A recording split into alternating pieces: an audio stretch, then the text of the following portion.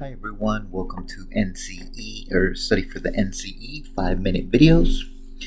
Today we are in clinical focus and we are in subcategory AI, substance use and addiction issues in counseling. So this is a big topic. Addiction is a very complex issue. It can affect many people. Many families are impacted by addictions. In 2017, it was estimated that over 20 million Americans were in need of treatment for addiction issues. And of those 20 million, only about 2.5 received specialized treatment in addiction. So, as you can see, 10% of individuals are receiving treatment, but that leaves quite a bit of individuals who are not.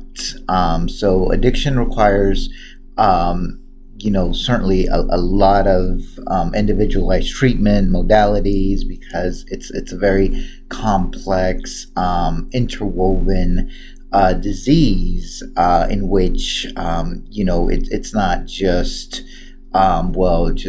just stop drinking beer or just stop taking drugs. There's a lot of complexities to it, and it's important to understand what those complexities are, because it affects a whole array of things, right? It affects your work, your home life, your family. It affects your school.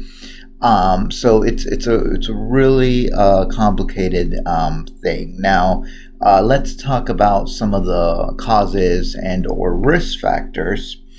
There could be genetic components. We do know that individuals who have a history of alcoholism, they have higher propensity of having that passed down. There's also early age onset. The earlier someone engages in it, the higher chance of addiction. The how easy it is to access, right? If you're going to a store and you see it being readily available, then that can certainly impact the frequency, as well as advertisements. There's some drugs that are more socially accepted than others. Mental health diagnosis. For many individuals with addictions, a lot of times it's used as coping mechanisms, which it is in the long run it's isn't very healthy for them. Also, monitoring, especially with youth, parental monitoring, or having those mentorships. When they don't have that, then you can have a higher propensity for those types of behaviors. Family conflict or family trauma, and that includes abuse and neglect. And another big issue is violence. So, what are some of the types of treatments when we talk about substance or addiction? So, what is known as detox or detoxification, that is a medically managed detox program which helps stabilize the patient and help them overcome the symptoms of withdrawal from the drug. These programs may last a few days or weeks. Once stabilize is achieved, the patient may then move to inpatient program. And that's the next one. So inpatient, also known as residential rehabilitation, is a program in which the patient lives and receives supervision treatment. There's also structured care plans in order to address the addiction.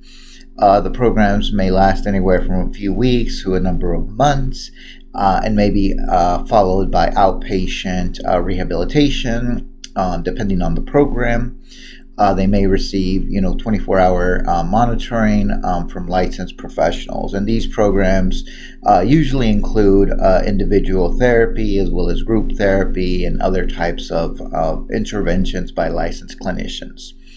And then, as mentioned, the outpatient rehabilitation or intensive outpatient programs, and they're also known as IOPs. These outpatient programs allow users to attend therapy and receive treatment on their own time, as patients do not need to be on site or live at the facility. Treatment may occur at a substance use treatment center, community clinic, hospitals, or other facilities, meeting on a regular basis. Some outpatient programs may even offer nights and weekends programs to make them, more accessible for the clients. So those are the different levels of care, and depending on kind of where the individual is, then that level of care should be considered.